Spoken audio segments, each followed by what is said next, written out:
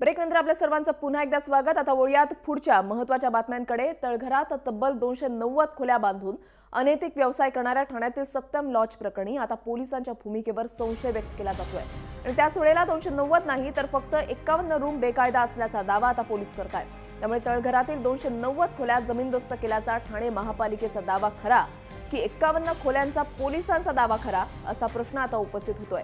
बेकायदा बांधकामांविरोधात ठाणे महापालिकेच्या धडक कारवाईमध्ये उपवन परिसरामध्ये असलेल्या सत्यम लॉजच्या तळघरात 290 बेकायदा खोल्या आढळल्यानं राज्यात अगोदरच खळबळ उडाली आहे। एवढ्या खोल्या बांधल्या तेव्हा महापालिका काय करत होती? शिवाय या खोल्यांमधून अनैतिक व्यवसाय चालत असताना पोलीस का मूग गिळून गप्प होते, असे सवाल आता उपस्थित होत आहेत।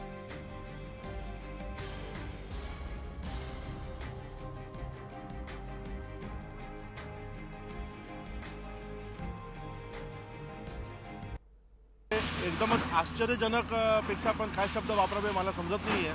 आणि धक्कादायक देणारा बाबी इथे उघडीस आलेला आहे की एवढं मोठं अनधिकृत स्ट्रक्चरमध्ये सर्व अनधिकृत प्रकारच्या कार्यवाही इथे सुरू होता। आणि समोरून रस्त्यावरून बघितल्यानंतर एक छोटा स्ट्रक्चर ते दिसत होता आणि लक्षात पण येत होता की मागे एवढं मोठं स्ट्रक्चर असू शकतात। साधारणपणे 200-250च्या वर असल्याने रूमचा एक साधा स्ट्रक्चर आहे जिथे अशा प्रकारच्या अवैध धंदे सुरू होतात। ह्या दृष्टिकोनातनं आपल्या स्थानिक पोलीस स्टेशनने इकडे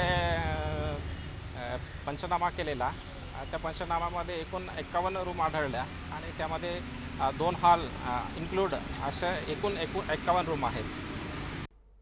तर या संपूर्ण परिस्थितीचा आढावा घेतला आपले प्रतिनिधी निकेश शार्दूल यांनी। महापालिका आयुक्त संजीव देशवाल यांच्या आदेशानंतर ठाणे शहरातील अनधिकृत बांधकाम, अनधिकृत लॉज आणि जे लेडीज बार आहेत त्यांच्या तोडण्याचे आदेश महापालिका आयुक्तांनी दिल्याच्या नंतर ठाणे शहरामध्ये जे आहे अनधिकृत जे बांधकाम चालू होतं ते तोडण्याचं सत्र चालू झालं। आणि त्याच दरम्यान ठाण्यातील वर्तकनगर परिसरात असलेलं सत्यम लॉज या ठिकाणी जेव्हा महापालिकेचे आयुक्त आणि सर्व अधिकारी पोहोचले तर सर्वात मोठ्या धक्कादायक घटना समोर आली, ती म्हणजे सत्यम लॉज जो आहे त्याच्यामध्ये अनधिकृतरित्या सुरू असलेल्या 290 खोल्या या अनधिकृतपणे छुप्या रस्त्याने बांधलेल्या समोर आल्या। जर आपण लॉज बाहेरनं बघितला तर बाहेरनं फक्त हा सत्यम लॉजचा गेट समोर दिसून येतो, मात्र आतमध्ये किती खोल्या आहेत किंवा काय हे समोर दिसून येत नाही।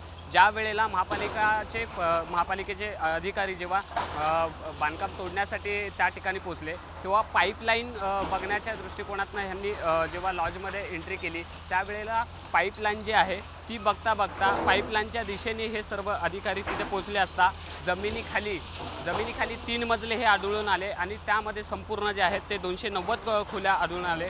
त्यामुळे मोठाच आश्चर्याचा धक्का अधिकाऱ्यांना बसलेला आहे।